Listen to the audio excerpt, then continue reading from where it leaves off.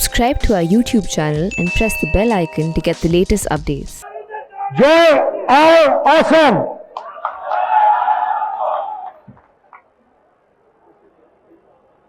नमस्कार।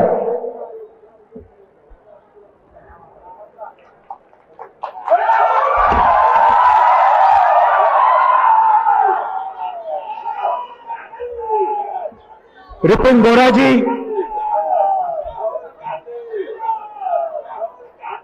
सेठिया जी,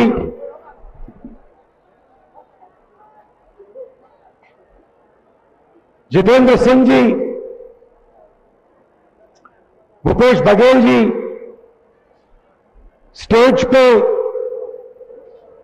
कांग्रेस पार्टी के वरिष्ठ नेता, हमारे प्यारे कार्यकर्ता, भाई और बहनों, प्रेस के हमारे मित्रों, आप सबका यहां बहुत बहुत स्वागत।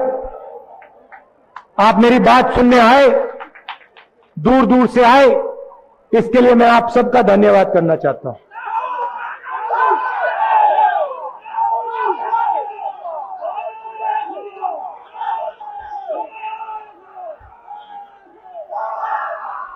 जब मैं यहां आ रहा था, मैं तरुण गोगोई की याद कर रहा था।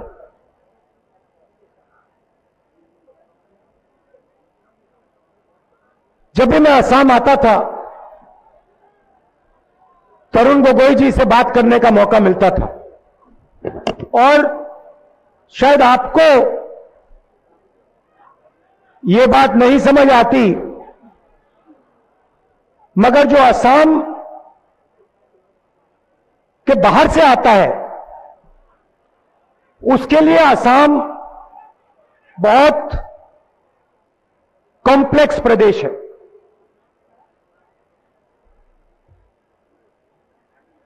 अलग अलग धर्म, अलग जात, भाषाएं। और जब मैं आता था, हर विजिट पे तरुण गोगोई जी मुझे कुछ ना कुछ असम के बारे में ज्ञान देते थे। और मेरी जो असम की जानकारी थी, एक प्रकार से तरुण गोगोई जी बढ़ाते थे। और मुझे लगता था, हर बार मैं वापस जाता था, मुझे लगता था मैं कुछ सीख के गया। एक बार गाड़ी में उन्होंने मुझे बताया, जब यहां हिंसा का समय था, मुझे बताया पब्लिक मीटिंग में जाते थे और पता नहीं होता था कि वापस आएंगे। मतलब यह नहीं मालूम था कि ये इसके बाद पब्लिक मीटिंग होगी,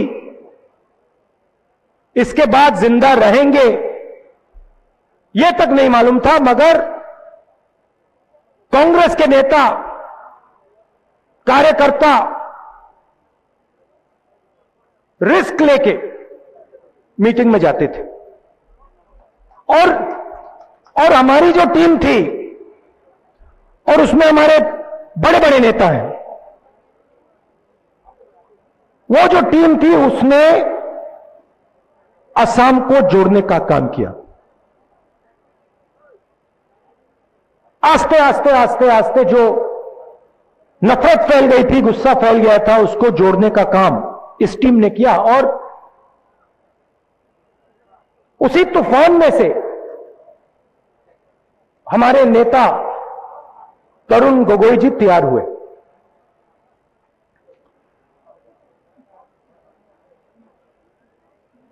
आज मुझे बताया गया कि जो पुरस्कार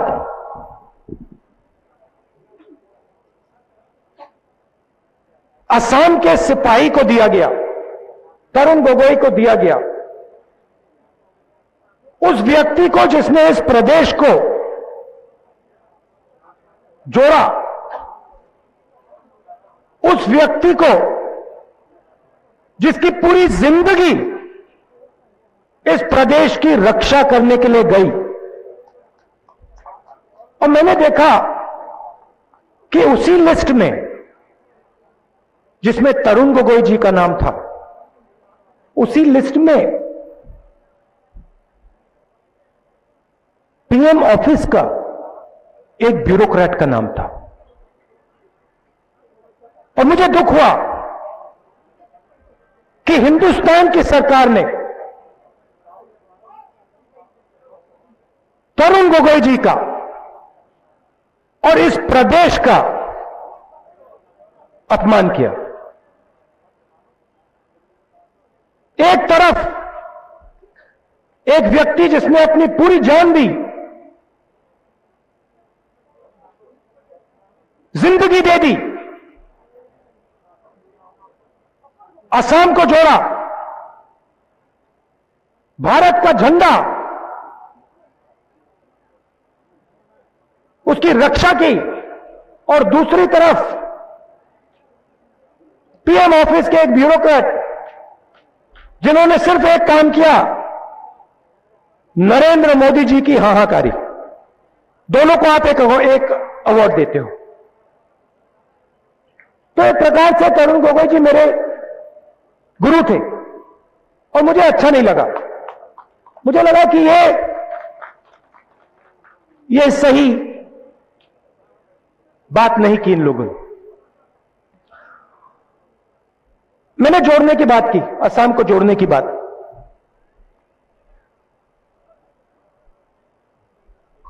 जोड़ा कैसे गया? पूरे असम को एक साथ लाकर बातचीत करके असम अकॉर्ड,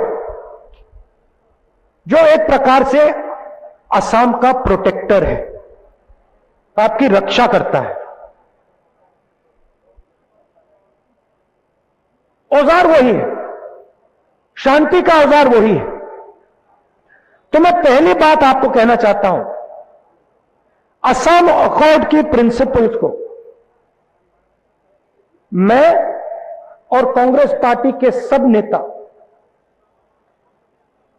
डिफेंड करेंगे, प्रोटेक्ट करेंगे, और 1 इंच उससे पीछे हम नहीं हटने वाले।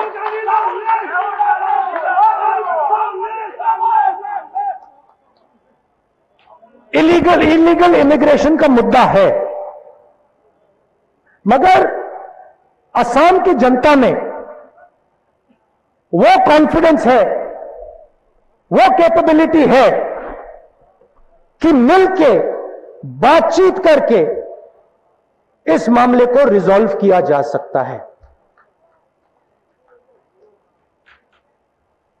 यह आप में कैपेबिलिटी है। मगर अगर यह प्रदेश फिर से बंट गया,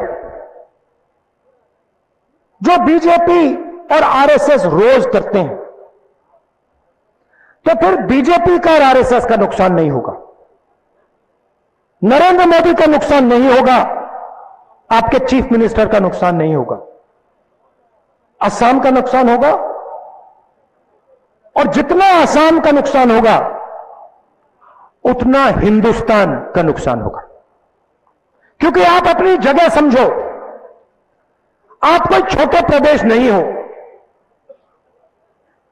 आप हिंदुस्तान के गुलदस्ते के एक सुंदर फूल हो, और देश को जितनी आपको देश की, ये बात आप कभी मत भूलिए, ये बात आप कभी मत भूलिए जो मैं बोल रहा हूं, जितनी आपको देश की जरूरत है उतनी देश को आपकी जरूरत है।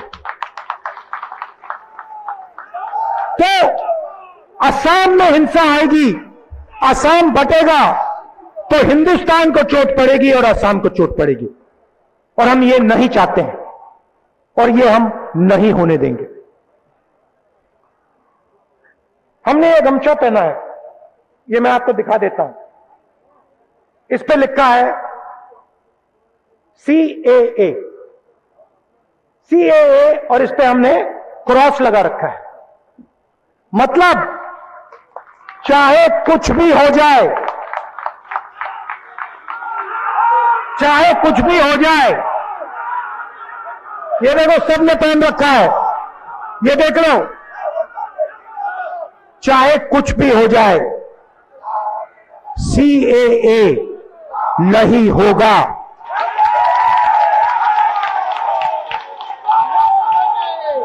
हम दो हमारे दो, हम दो हमारे दो, अच्छी तरह सुन लो, नहीं होगा, कभी नहीं होगा। राहुल गांधी, राहुल गांधी, राहुल गांधी। अब मैं आपको बताता हूं, अब मैं आपको बड़ी सुंदर तरीके से, भैया शांत हो जाए, अब मैं आपको बहुत सुंदर भैया शांत हो जाए प्लीज। अब मैं आपको बहुत सुंदर तरीके से समझाता हूं कि बीजेपी असम अकॉर्ड को खत्म क्यों करना चाहती है, हिंसा क्यों लाना चाहती है, CAA क्यों लाना चाहती है। मैं बहुत सुंदर तरीके से आपको समझाऊंगा। ये देखिए, ये है 100 रुपए का नोट, है ना, ठीक है।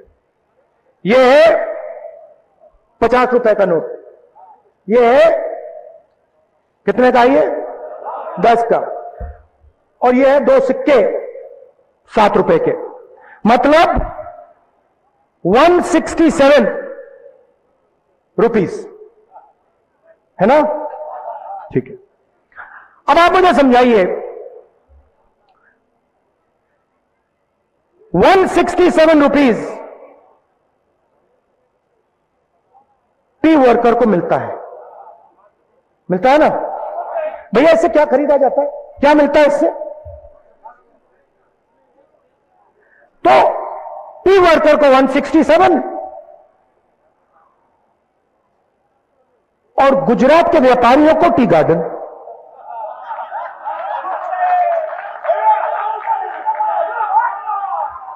चाय के वर्कर को 167 और गुजरात के व्यापारी को टी गार्डन। इसीलिए ये आसाम को बांटना चाहते हैं, क्योंकि ये जानते हैं कि अगर आसाम से चोरी करनी है तो आसाम को डिवाइड करना ही पड़ेगा, क्योंकि अगर आसाम को डिवाइड नहीं किया तो आसाम से कोई भी शक्ति चोरी नहीं कर सकती। अब हमने साफ कह दिया, देखिए 167 ये हुआ, ये क्या भैया 200, मतलब इससे 2 रुपए कम होंगे, और ये कांग्रेस पार्टी हर रोज टी वर्कर के जेब में डालेगी, मतलब 365 रुपीस। और जो हमारे टी वर्कर्स हैं, आप अच्छी तरह सुन लीजिए, ये जो आपको 167 मिल रहा है, चाय के मजदूर अच्छी तरह सुन लीजिए, ये जो आपको 167 मिल रहा है, इसमें ये जो है ना, हम जोड़ देंगे ऐसे और आपकी जेब में डाल देंगे। अब आप पूछोगे अरे भैया, अगर आप 200 रुपए हर मजदूर के जेब में डालोगे तो पैसा कहां से आएगा? मैं बता देता हूं, गुजरात के व्यापारी से। सीधी सी बात है, वो आपका जो है वो आपसे छीन रहा है, मजदूर भूखा मर जाता है, इनकी सरकार कुछ नहीं करती। कोरोना आया, देश के सबके सब मजदूर सड़क पर वापस घर की ओर चले, हाथ जोड़ के ये मांगा था उन्होंने नरेंद्र मोदी से, इससे ज्यादा नहीं, बस का टिकट दे दो। अच्छा ठीक है, बस का नहीं देना तो रेलवे टिकट तो दे दो। नरेंद्र मोदी कहते नहीं, मैं नहीं दूंगा। तुम कौन हो? हम दो हमारे दो, और किसी को कुछ नहीं। हम दो हमारे दो, देखो सुंदर पोस्टर बना रखा है, हम दो हमारे दो,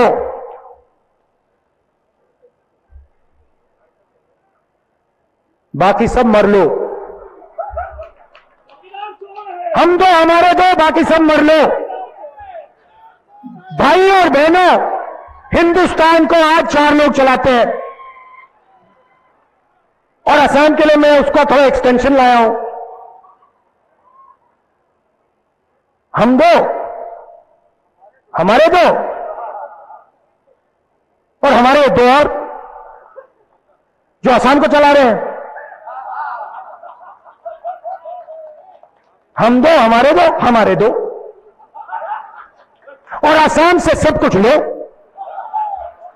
ये रियलिटी है, ये सच्चाई है।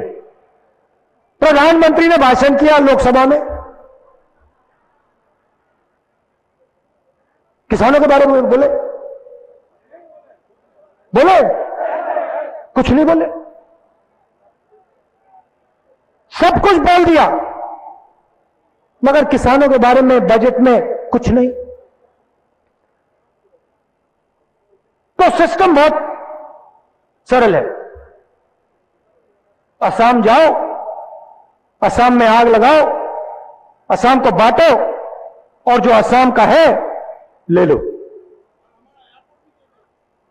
अच्छा भैया एक बात बताना, एयरपोर्ट किसको दिया? नाम बताना जरा। हम दो हमारे दो ना, उसी को एयरपोर्ट मिला ना। अरे भैया क्या भैया आप क्या बात कर रहे हो? अभी तो सब कुछ देगा, कुछ नहीं बचेगा। तो ये बात है। जो आपका है वो ये चाहते हैं और जानते हैं कि अगर आपको बांट दिया, अगर यहां आग लगा दी, तो जो भी लेना चाहते हैं ले लेंगे। और मैं यहां इसलिए आया हूं, और ये जो हमारे कांग्रेस पार्टी के नेता यहां खड़े हैं इसलिए आए हैं, हम आपको बताना चाहते हैं कि असम को दुनिया की कोई ताकत नहीं तोड़ सकती। और जो असम अकॉर्ड को छूने की कोशिश करेगा, जो यहां नफरत फैलाने की कोशिश करेगा, उसको असम की जनता और कांग्रेस पार्टी मिलकर सबक सिखाएगी।